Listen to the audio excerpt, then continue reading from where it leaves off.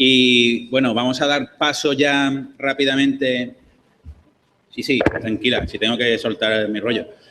Vamos a dar paso a Isabel Fernández, que es posiblemente una de las matemáticas más conocidas en España y fuera de aquí también, en el extranjero y en Europa y esas cosas. En Botswana. En Botswana también. Porque por lo visto es bastante buena en lo que hace. Claro que lo que hace es estudiar pompas de jabón. Claro. Pero bueno, así cualquiera, ¿verdad? Pero bueno, por lo visto, luego hay gente que dice por ahí que las pompas de jabón son muy inteligentes y que resuelven problemas, ¿no? Pero a que tampoco sabéis el 98% de las cosas de las pompas de jabón. Tampoco. Claro. Hay un lado oscuro de las pompas de jabón también. Pues nada, estoy seguro de que con ella vamos a entender muchísimo de por qué la gente se interesa con las pompas de jabón, porque en realidad es un mundo impresionante. Así que te dejo tu Voy para allá, sí. prueba. Vale. Gracias. ¿Se oye? ¿Sí? Me voy a quedar aquí por si acaso. Bueno, muchas gracias por la presentación, Enrique. Yo quería empezar... ¿Se oye? No, no se oye. ¿Mejor? No. Sí. Es que no vengo vestida para la ocasión. Bueno, si no me quedo en este lado. ¿Se oye? ¿Sí? Bueno, yo quería empezar agradeciendo a los organizadores del evento por la ilusión y el esfuerzo que me consta que ponen para sacar esto adelante y a vosotros por venir, claro. Hay una frase del matemático Geoffrey Hardy que a mí me gusta mucho y de hecho está puesta en el resumen de la charla, que habla de la belleza de las matemáticas, de cómo en las demostraciones de matemáticas las piezas encajan de forma armoniosa y cómo todo el mundo debería poder disfrutar de ese atractivo estético que tienen las matemáticas. Lo que ocurre es que no es siempre así, ¿no? Hay gente que le cuesta un poquillo disfrutar de las matemáticas. Una de las razones es porque las matemáticas, como la gran mayoría de las ciencias hoy en día, han llegado a un nivel de especialización tal que para poder entender y disfrutar los resultados que se hacen ahora, pues uno parece casi que tiene que hacer una peregrinación por el desierto hasta que adquiere el lenguaje y entiende y domina el lenguaje necesario. Porque al final las matemáticas tienen su propio lenguaje. Entonces, para poder entender los resultados y para poder hacer matemáticas, pues hay que dominar ese lenguaje. Pero a lo mejor no es necesario dominar ese lenguaje para poder disfrutar de ella. Simplemente con que alguien nos tradujese pues, la parte que hace falta, pues ya con eso podríamos disfrutar de las matemáticas. Y humildemente, pues eso es lo que yo voy a intentar hacer hoy. Voy a intentar traduciros estas ecuaciones que hay aquí y otras más que aparecerán. Bueno, no van a aparecer porque como las voy a traducir no las voy a escribir. Pero estas son las ecuaciones que yo os voy a traducir para ver si conseguimos encontrarles la belleza, ¿vale? Yo no os voy a negar que yo particularmente sí que las encuentro bonitas. Pero bueno, es la vena friki mía que me pasa eso, ¿vale? Bueno, estas ecuaciones concretamente son las que modelan no solo las pompas de jabón, de las que vamos a hablar hoy, sino también otro tipo de estructuras. Y yo creo que convendrán conmigo en que si las vemos desde esta, si nos olvidamos de la ecuación y vemos las imágenes, a lo mejor sí es más fácil encontrar esa belleza de la que hablaba Hardy. Bueno, llegado a este punto, y como el título de la conferencia es la geometría de las pompas de jabón, yo creo que más de uno se va a sentir defraudado si yo no saco aquí una cubeta de agua con jabón y empiezo aquí a hacer pompas gigantes y todo eso. Siento decirles que les voy a defraudar. Pero he traído esto, que se lo he robado a mis hijos, y que ahora no me va a funcionar, pero está muy chulo. Bueno, yo lo voy a dejar. Ni siquiera eso les voy a poder... Mira, sí. Vale, esto es lo más que van a tener hoy de pompas de jabón de verdad. Siento. Pero bueno, ya que eso era lo único que tenemos, pues vamos a hablar un poquito de eso. Las pompas de jabón son redondas, como habrán podido ver. Pero vamos, supongo que eso era algo que ya la mayoría sabe. ¿Pero por qué son redondas? ¿No? Los matemáticos que siempre estamos con esa cosilla de ¿y por qué? ¿Y por qué? ¿Y por qué? Somos como los niños de 3 años. ¿Por qué son redondas? Porque una pompa de jabón no puede tener otra forma. No puede ser, por ejemplo, no sé si se ve bien. Eso es un truco, es una ilusión óptica, ¿vale? No es una pompa de verdad. Y tiene la forma de lo que los matemáticos llamamos un toro y el resto del mundo llama un donut, porque eso en realidad se parece a un donut y no a un toro, pero bueno. ¿Por qué no pueden tener esa forma? ¿Por qué no puedo tener una pompa con forma de cubo o cualquier otra forma? Bien, pues la razón matemática de eso es que la esfera redonda es la forma más eficiente de encerrar un volumen dado. ¿Y qué entiendo por la forma más eficiente? Pues lo que entienden las pompas de jabón por eficiencia es que la tensión superficial que tiene que soportar la pompa de jabón sea lo menor posible, que a la superficie le cueste la menor energía posible existir. Y eso al final se traduce en tener el área mínima, el menor área posible. Entonces, las pompas de jabón son redondas porque la esfera es la superficie que encierra un volumen dado con el menor área posible. ¿Vale? Esto es una propiedad que se conoce desde hace mucho tiempo, que se debe a consecuencia de una fórmula que se llama la desigualdad isoperimétrica, pero la demostración que yo les voy a dar ahora, o las razones que yo les voy a dar ahora de por qué las pompas son redondas, es un poquito posterior, ¿vale? No es la demostración clásica primera que se obtuvo, sino una que viene después, que se debe a Alexandrov. Pero os voy a dar esta porque creo que es un buen ejemplo en el que se ve cómo esas cosas que decía Hardy de que las piezas de una demostración encajan de forma armoniosa, incluso las ecuaciones encajan de forma armoniosa. Yo personalmente es una demostración que me parece muy bonita y me gusta mucho, así que espero poder transmitirosla bien. Entonces, lo que queremos demostrar o lo que queremos ver es cuál es la superficie de entre todas las que encierran un volumen dado, un volumen de aire, cuál es la superficie que tiene el menor área. Queremos demostrar que eso es una esfera redonda, pero todavía no lo sabemos. Entonces, en principio, nuestra pompa de jabón podría tener cualquier forma, incluso la del donut toro. Esa. Vale, llegado a este punto voy a pasar a la versión dos-dimensional del dibujo porque es que yo no sé dibujar en 3 dimensiones, es una tara que tengo, así que lo ponemos así más simplecito. La idea de Alexandrov, y que de hecho funciona en un contexto mucho más amplio que el de las pompas de jabón, pero bueno, nosotros no vamos a restringir a este caso, es coger un plano cualquiera, yo lo he pintado vertical, lejos de la superficie, lo suficientemente lejos como para que no la corte.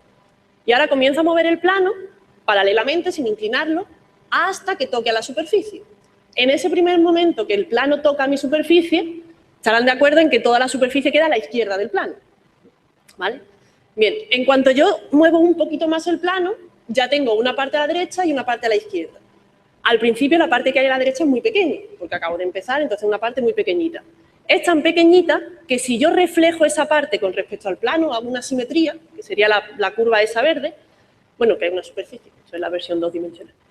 Si yo reflejo ese trozo de superficie, es tan pequeñito ese trozo que no toca al resto de superficie que hay a la derecha, ¿no? La parte verde no toca a la parte roja que hay a la izquierda. La parte verde no toca a la parte roja que hay a la izquierda del plano. Pero si yo sigo moviendo el plano y lo sigo acercando, llegará un momento en el que la parte reflejada, la parte verde, sí toque a la superficie original, a la parte roja. Y ahí es donde entran las ecuaciones. Porque la situación que tengo yo ahí es la situación ideal para aplicar la siguiente propiedad. Resulta que las pompas de jabón, cuando uno formula matemáticamente qué quiere decir que tengan área mínima, la condición geométrica es una condición relativa a la curvatura de la superficie, cómo la superficie se tiene que curvar en el espacio. Resulta que cierta cantidad, que luego más adelante saldrá, pero cierta cantidad que se llama la curvatura media y que ahí está representada por H mayúscula, esa cantidad tiene que ser constante en todos los puntos de la superficie. Más o menos quiere decir que en media toda la superficie se curva por igual, en todos los puntos.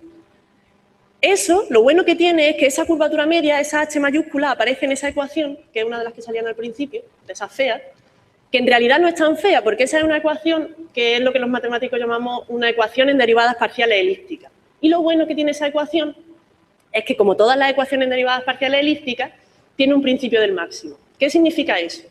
El principio del máximo te dice que si tú tienes dos soluciones de tu ecuación, como en nuestro caso, tenemos dos superficies que satisfacen esa ecuación, la verde y la roja. Si esas dos superficies, esas dos soluciones, se tocan en un punto, como me pasa a mí, que tengo un punto ahí de contacto, y alrededor de ese punto una se queda a un lado y la otra se queda a otro lado, no se entrecruzan más, que es lo que me pasa a mí, pues lo que te dice el principio del máximo es que esa situación no es posible, que en realidad esas dos superficies tienen que ser la misma. No puede ser que una se quede estrictamente a un lado de la otra.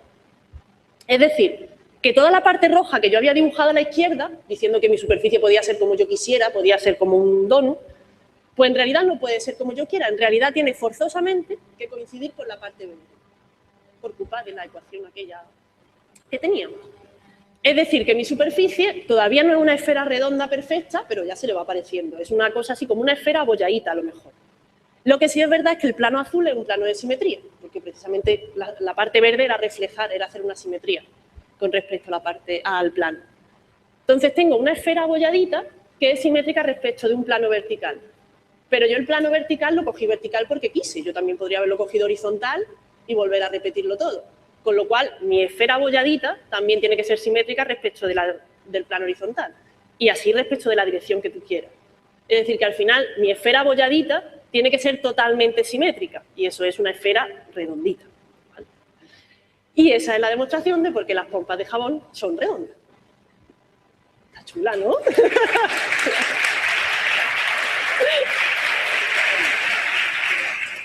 Está bien, ¿no? Está bien, está bonita. Bueno, las pompas de jabón son redondas. Verdad, verdad tampoco es que sea.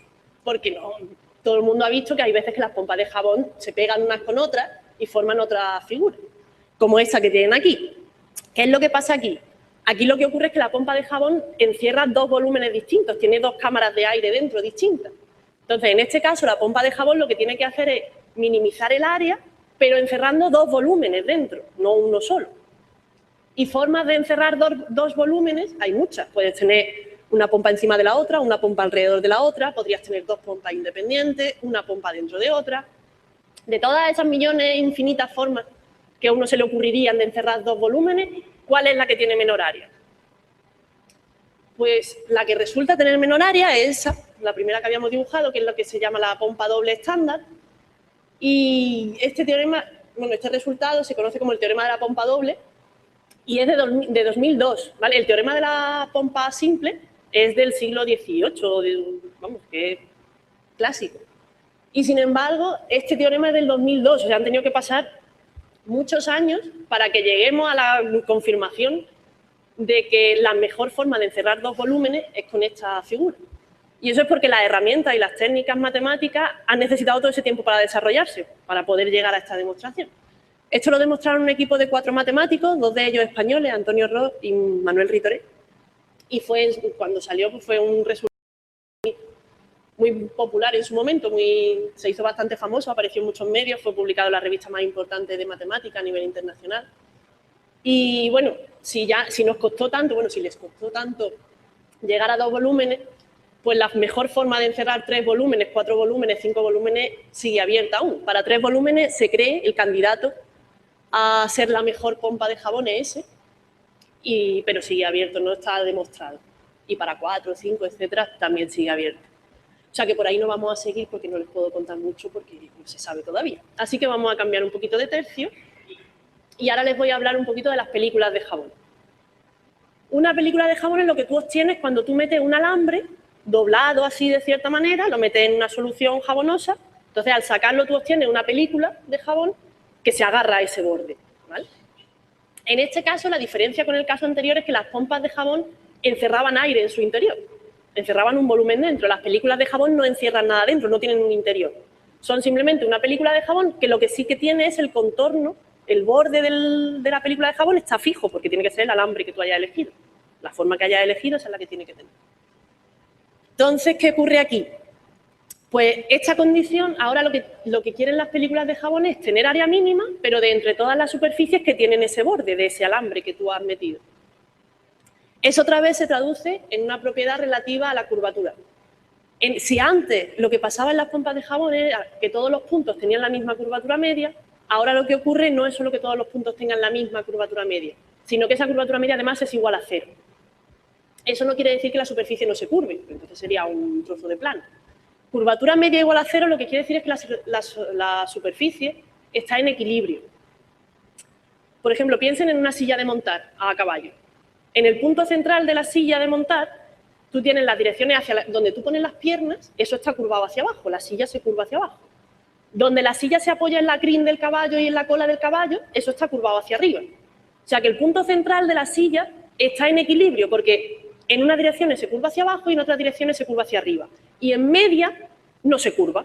¿Vale? Si tú haces una media aritmética de todas las curvaturas, pues en media no se curva porque por un lado va hacia abajo, por otro lado va hacia arriba. Eso es tener curvatura media 0, eso es estar en equilibrio. Entonces, las películas de jabón, en todos sus puntos le ocurre eso, están en equilibrio. ¿Vale? Eso es lo que significa que tengan área mínima. En la teoría de superficies mínimas, se me había dicho que a esto se le llaman superficies mínimas, precisamente por esa propiedad, y lo que hacen es minimizar el área para un borde fijo del alambre. La teoría de superficies mínimas, como decía, es una teoría clásica de la geometría, se sigue investigando mucho en ella, es una teoría de actualidad, y hay muchos problemas interesantes. Algunos, por ejemplo, relativos a cómo la forma del alambre influye en la forma de la superficie, ¿no? Si tú metes un alambre más bonito, la superficie sale más bonita. Si la metes un alambre más caótico, la superficie sale más caótica. Y una propiedad curiosa es que para un mismo alambre puede ser que haya más de una película de jabón. Por ejemplo, en este vídeo sacan ese alambre y veis que primero la película de jabón adopta la forma como hacia abajo, ¿no? Y ahora de repente, ¿veis? La película de jabón salta y pasa a ocupar la forma de arriba. ¿Vale? Lo voy a poner otra vez, por si alguien estaba mirando el Twitter. Empieza estando abajo, ahora alguien le sopla, aunque no se vea, pero hay alguien soplando detrás de la cámara. ¿Veis? Y al soplar, la superficie como que salta y ahora adopta la forma de arriba. ¿Eso por qué pasa? Porque hemos dicho que las películas de jabón tienen área mínima. Entonces, es que esas dos películas tienen las dos áreas mínimas, tienen las dos el mismo área. La respuesta es que no, las dos no tienen el mismo área. Pero lo que sí es verdad es que cada una de ellas tiene área mínima en cierto sentido, ¿no? A su manera, como poníais. ¿Qué sentido es ese? Bueno, lo que ocurre es que yo en realidad he hablado demasiado rápido a lo mejor. Yo he dicho, la película de jabón es la que tiene área mínima de entre todas las del mismo contorno. ¿Verdad? No. La película de jabón es la que tiene área mínima de entre todas las superficies que se parecen a ella y que tienen el mismo contorno. Eso sí, el borde tiene que estar prefijado. Pero es la que tiene área mínima de entre todas las que se parecen a ella. Es decir, si tú tienes una película de jabón y tú la perturbas un poquito, le soplas un poquito, solo un poquito, la película oscilará, se moverá, se perturbará, pero rápidamente vuelve a la posición de equilibrio. Vuelve a quedarse en el sitio donde ella está en equilibrio, donde el área es mínima. Pero si tú la perturbas demasiado, que es lo que ocurre aquí, que la persona de detrás pues, ha soplado demasiado, si tú la perturbas demasiado, puede ser que la superficie se perturbe tanto, se modifique tanto, que salte a la siguiente posición de equilibrio. Esa siguiente posición de equilibrio vuelve a ser otra superficie mínima, vuelve a ser otra superficie de área mínima, pero distinta a la anterior, porque es una posición de equilibrio en ese momento, para esas superficies que están cerca de ella. Esto es lo que pasaba en el colegio cuando uno hacía máximo y mínimo de las funciones, que es lo que nosotros estamos haciendo. Nosotros tenemos un problema que es minimizar el área, es hallar los mínimos de una función que se llama área.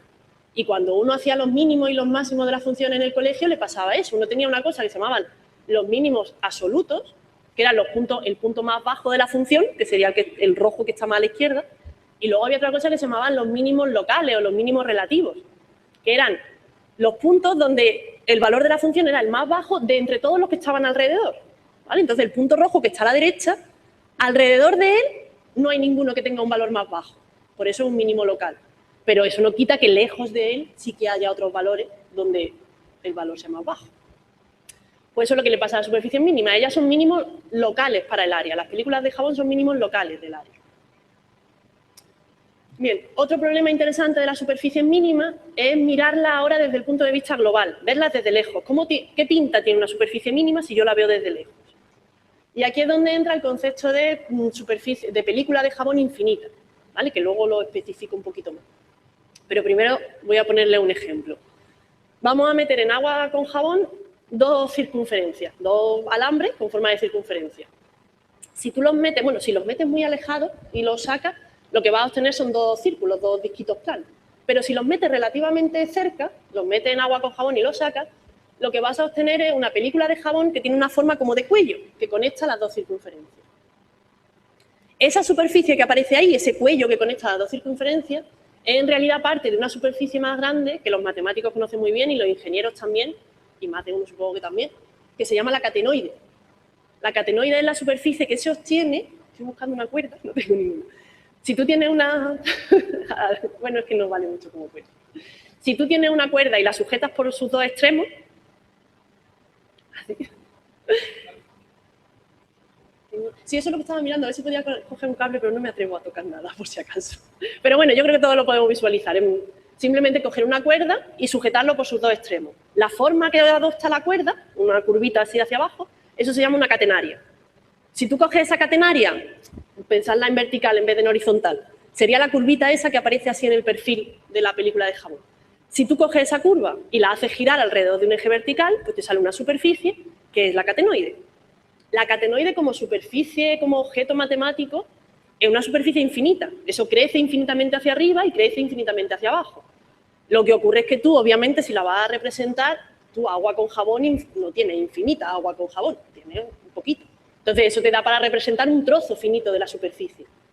Entonces, el que nosotros veamos una superficie como finita es muchas veces una limitación nuestra o de los medios que usamos para representarla. Pero como objeto matemático hay muchas superficies que son infinitas, como la catenoide, o como el helicoide, que es esta que tenemos aquí. ¿Vale? Este trocito de película de jabón es en realidad una parte de una superficie que se llama el helicoide, que es lo que obtienes cuando tú coges una semirrecta y la haces girar por un movimiento helicoidal. Es una superficie que se extiende infinitamente hacia arriba, infinitamente hacia abajo e infinitamente hacia los lados también. Lo que ocurre es que, de nuevo, nosotros solo vemos un trocito, una porción de ella. Entonces, eso es lo que yo entiendo, o lo que vamos a entender aquí por superficie infinita, ¿vale? Superficies que en realidad, aunque yo dibujé aquí un trocito, pero se extienden infinitamente. Formalmente, matemáticamente, por si hay alguno aquí, algún matemático que se está echando las manos a la cabeza, porque superficie infinita no es un concepto que exista. A lo que me estoy refiriendo es a superficies que sean propias, ¿vale? Hay básicamente dos formas de definir superficie infinita en matemáticas. Una de ellas es esta. Una superficie es propia cuando separa el espacio tridimensional en el que vive, cuando lo separa en dos partes. Por ejemplo, piensen en un plano infinito. Eso separa el espacio en lo que queda por encima del plano y lo que queda por debajo del plano. Y tú de la parte de arriba no puedes pasar a la parte de abajo sin atravesar el plano. La catenoide, pues, divide al espacio en lo que cae en el interior de la catenoide y lo que está en el exterior de la catenoide. Y tú no puedes pasar de una parte a otra sin atravesar la catenoide. ¿Vale? Pues eso es. Eso es la definición formal, pero ustedes piensen en cosas infinitas, que se extienden infinitamente. Más ejemplos de películas de jabón infinitas. Pues además de la catenoide y el helicoide, que son superficies clásicas que se conocían ya antes de empezar a hablar de superficies mínimas y todo eso, están las superficies de Riemann, que son ejemplos de que Riemann construyó para ilustrar la teoría de superficies mínimas. Y son de nuevo unas superficies que también son infinitas. De hecho, si tú las ves desde lejos, la geometría global de la superficie, si la ves desde lejos, en realidad lo que estás viendo es una colección infinita de planos horizontales y un plano con el siguiente está conectado con una especie como de cuello de catenoide. ¿Vale? Eso es lo que se ve de lejos. O sea, ese trozo morado que aparece ahí se repite infinitamente hacia arriba y hacia abajo. Y además la circunferencia esta del exterior, me han dicho que señale con el puntero del ordenador, pero es que no tengo puntero. Así que está. Esta circunferencia que aparece aquí, eso en realidad se extiende también infinitamente. ¿Vale? Bien, además de estos ejemplos, unos muy clásicos y que se conocían también desde hace mucho tiempo, eran las superficies que se llamaban superficies mínimas periódicas. Se llaman periódicas porque básicamente consisten en una parte fundamental que luego se va repitiendo en todas las direcciones del espacio y así se hace infinita. Se hace infinita a base de repetición. Y estas superficies eran también conocidas de antes porque aparecen como modelos de cristales líquidos, de membranas celulares y aparecen bastante en la naturaleza. Pero básicamente eso eran los ejemplos que se conocían de superficies mínimas e infinitas, ¿vale? Teniendo en cuenta, que no lo he dicho antes, que yo estoy considerando superficies que no se corten a sí mismas, sin autointersecciones, ¿vale? Que la superficie no se corta a sí misma. Si permitimos que la superficie se corte a sí misma, sí hay más ejemplos. Hay otros ejemplos de superficie de Neper, de Catalán. Pero si uno quiere superficies que a lo mejor estéticamente pues, son más agradables y matemáticamente también tienen su interés, superficies que no se corten a sí mismas, mínimas e infinitas, pues básicamente los ejemplos que se tenían al principio de la teoría eran eso. Hasta el punto de que se llegó a pensar que es que a lo mejor no había más, porque le estamos pidiendo a la superficie que minimice área, lo cual quiere decir que se tiene que curvar de una cierta forma muy concreta, que además sea infinita, pero que además conforme se va haciendo infinita no llegue nunca a cortarse a sí misma. Pues lo mismo eran demasiadas restricciones para una pobre superficie. Hasta que en 1980, es decir, antes de ayer, un matemático brasileño, Costa, descubrió una nueva superficie mínima, infinita, que se llama superficie de Costa, en su honor, obviamente. Y además esta superficie tiene una cosa muy buena, o que en su momento fue muy celebrada, y es que si la ven, aquí creo que hay un vídeo donde se va a ver mejor, si me funciona el wifi, que no estoy segura de que funcione. A ver. Esto sí, sí. Aquí pueden ver un poquito mejor la superficie en su ambiente. Y verán que dentro tiene un agujero como los de los donuts. Ese es el primer ejemplo de superficie mínima infinita, sin autointersecciones, que tiene un agujero dentro. La catenoide no tiene agujero, el helicoide no tenía agujero, ninguna tenía agujero. Esta fue la primera vez que se construyó, que se encontró una mínima que tenía un agujero dentro, lo que los matemáticos llamamos que tenía género. Y entonces, bueno, en su momento fue... Vuelvo otra vez a la presentación. En su momento, como les digo, fue una cosa tuvo mucho éxito en el mundo de las matemáticas.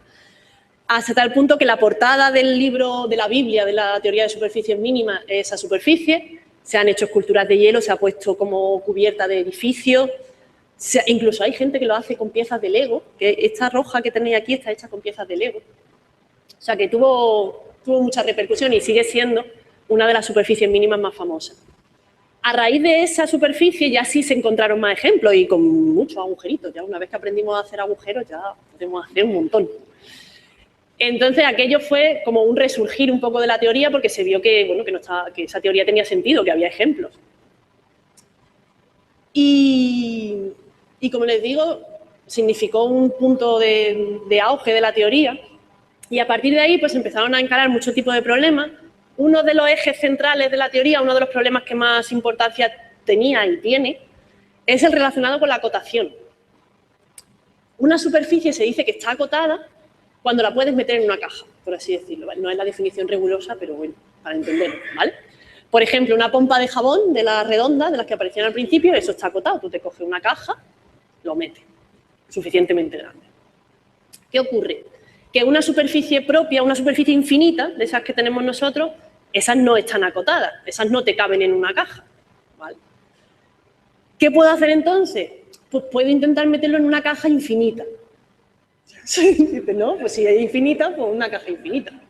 ¿Qué es una caja infinita? Una caja infinita es un semiespacio. Es decir, te coges un plano, lo que queda por encima del plano es un semiespacio, una caja infinita. ¿Vale? Es decir, una superficie acotada yo le estoy pidiendo que sus 3 coordenadas sean acotadas.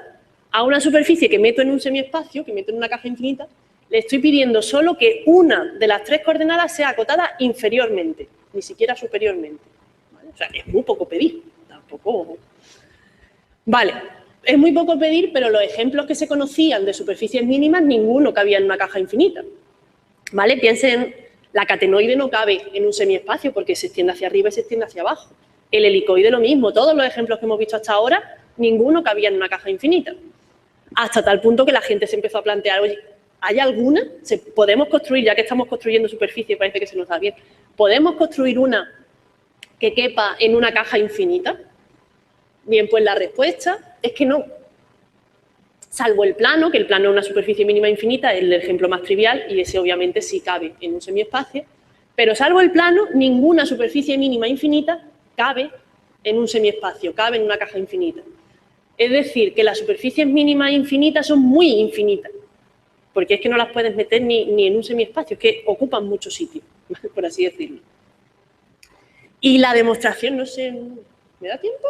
No, no, termino. Vale, bueno, esto es un teorema también relativamente reciente, ¿vale? De los 90. Y la demostración es parecida, sigue un poco el espíritu de la que habíamos hecho para las pompas de jabón. Es también así un juego con los planos, sube el plano, lo cortas, tal cual. Pero no me deja. El jefe, ya lo ha dicho Enrique, el jefe se pone nervioso. Pues nada, pero que también es un ejemplo de una demostración que es geométricamente intuitiva hasta cierto punto. Hay un momento en el que entran en juego unas cosas más técnicas, pero es un ejemplo de cómo esas piezas pues muchas veces encajan de forma armoniosa para demostrar algo que espero que hayáis podido entender. Así que nada, paso a la demostración y muchas gracias por la atención.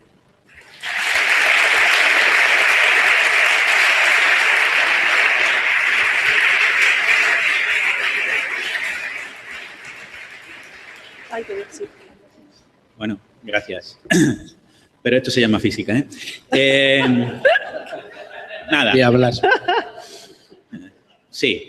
Lo primero que has dicho es extensión superficial en una charla. O sea que vamos a dejarnos de tonterías matemáticas. Bueno, no, muy guapo. Carlos, el año que viene te toca a ti de moderador. Sí, no soy nada imparcial. Bueno, ¿alguien tiene alguna pregunta? Sí, allí hay una pregunta, hay 2 preguntas. Ahora, bueno, después va ella. La catenoide es superficie mínima, pero no entiendo por qué no, al meter los dos aros en jabón, sale un cilindro que todavía tendría menos superficie que la catenoide. No, tiene menos la catenoide. ¿Menos que el cilindro? Claro. Pero si la curva es más larga que la recta, ¿no? Que uniría ambos aros. ¿Perdón? Sí, a nivel superficie Uh-huh. es más pequeña la catenoide. Vale, pues ya. Claro, piénsalo en versión curva. Vale. Cuando yo cojo la cuerda y la sujeto por los dos extremos, la posición de equilibrio de la cuerda es precisamente hacer una curva. Vale, pues yo veo la recta más corta. Gracias. Bueno, esta es la catenaria. Pero no tiene menor área la catenoide. De hecho, el cilindro no es una superficie mínima. Bien. Es superficie de curvatura media constante de la otra, de las que encierra un volumen, pero no es superficie mínima, tiene menor área la catenoide. Vale, gracias. Bueno, y aquí la última pregunta allí. Y bueno, pues la última allí. Una pregunta. ¿Por qué lo que son lo que es la asignatura de matemáticas en los institutos, por qué, que no me he enterado de que no se da realmente lo que es las matemáticas? ¿Es cierto esa afirmación? Bueno, partiendo de que no estoy muy al tanto de lo que se da en los institutos, porque no me dedico a eso y mis niños son chicos todavía. Pero bueno, supongo que te refieres a que muchas veces lo que uno ve en el instituto, no voy a decir que esto ha sido súper divertido, no lo tengo que decir yo, pero bueno, que lo del instituto a lo mejor es más aburrido, ¿no? Vamos a dejarlo ahí. Pero bueno, es un poco lo que decía del lenguaje de las matemáticas, ¿no? Que muchas veces a lo mejor nos esforzamos demasiado en hacer comprender el lenguaje primero para luego poder entender las cosas. A lo mejor primero habría que entender un poquito las cosas y ya con eso consigues picar a la gente y motivarla para que aprenda el lenguaje. Pero si nos centramos simplemente en aprender el lenguaje o las herramientas necesarias para hacer matemáticas, pues se pierde todas estas otras cosas que en realidad son la razón de ser de las matemáticas. Así que supongo que eso habrá que ir cambiándolo poco a poco. Isabel, yo te quería preguntar, a lo mejor una pregunta un poquito incómoda, pero digo yo que habiendo tantos ejemplos en la naturaleza, que la mayoría de los gametos femeninos son superficies mínimas, que hay un montón de moléculas repetitivas en el espacio y nítidamente, que hay estructuras con agujeros funcionales como un complejo de poro, ¿por qué estudiar las pompas de jabón? ¿Por qué no lleváis a biólogos a los departamentos de matemáticas o venís los departamentos de matemáticas y hacéis algo interdisciplinar? No sé qué interés tiene estudiar las pompas de jabón y después de haberte escuchado tan brillante como has estado. No, bueno, tengo que puntualizar que nosotros no estudiamos las pompas de jabón, porque las pompas de jabón son redondas, quiero decir, no tienen mucho que estudiar. Nosotros nos dedicamos, quiero decir, yo en concreto, mi grupo de investigación, a lo mejor, y muchos otros, hay una parte que es investigación aplicada y otra parte en matemáticas que es investigación básica. Esta superficie probablemente, bueno, y de hecho, tiene mucho componente también de investigación aplicada, se pueden relacionar con muchas cosas y se puede trabajar en equipo con otras interdisciplinares, como tú decías. Y, quiero decir, me parece genial, pero no es a lo que yo me dedico. Yo, de hecho, cuando he preparado esta charla, quería un poco enseñar a lo que yo me dedico en concreto, porque es de lo que yo sé. Yo podría intentar hacer una charla en la que podría intentar explicar las aplicaciones de las superficies mínimas a biología o a tal, pero no en realidad de lo que yo sé, no es a lo que yo me dedico. Entonces, no he querido tanto buscar una charla en la que os diera aplicaciones, sino lo que decía al principio, en el que a lo mejor intentar transmitir un poco la idea o la visión que yo tengo de la belleza de las matemáticas, de cómo encajar las cosas, de cómo resolverlas como si fuera un pasatiempo, de cómo hacerte una pregunta y pensar, oye, pues esto ¿por qué es así? Y ver que una pregunta muy sencilla, a lo mejor detrás tiene una respuesta un poquito más elaborada de lo que uno pensaba al principio y que por eso es necesario una teoría de ecuaciones derivadas parciales y de cosas de esas de física. Entonces, esa ha sido mi... Lo feo es de físico. ¿Qué? Lo feo es de físico. Que no estoy diciendo que los físicos sean feos. No. No, dilo. Sí. Pero que una cosa no quita la otra, es lo que quiero decir. ¿Vale? No. Y de hecho, que me parece estupendo y que probablemente estas superficies dan para un montón de charlas desde muchos puntos de vista distintos. Yo he intentado aportar el mío porque es en el que creo que puedo aportar algo desde mi humildísima opinión. Pero bueno. Corto. Porque me fundes con un láser, si no, no. Voy a contestar algo de para qué es pompa hoy en día. Lo he puesto en Twitter. De hecho, no, pero existen en láseres ultra intensos, existen nuevas teorías de irradiar pompas de jabón con láser para conseguir acelerar protones, porque las pompas de jabón ofrecen una superficie muy fina, que es algo muy interesante a la hora de la interacción láser-materia, son muy estables. Entonces, el tema del estudio de la geometría de las pompas de jabón, a nosotros, la gente que hacemos láseres ultra intensos, nos resulta muy interesante porque todavía no entendemos bien cómo interacciona el láser con la superficie. Y entonces, tener pompas de jabón de estructuras muy complicadas puede dar lugar a una mayor eficiencia a la hora de acelerar protones. Y eso es. Gracias. Nada,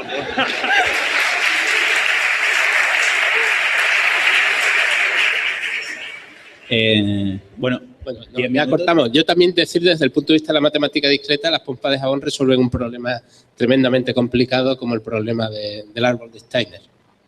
Es un problema muy complicado que lo resuelven las pompas de jabón. Es la red mínima que conecta una serie de puntos. Sí, eso está en un vídeo de Orbitalaika. Bueno, Orbitalaika ya sabéis que es un programa que depende de alguien de esta universidad, es la piedra angular.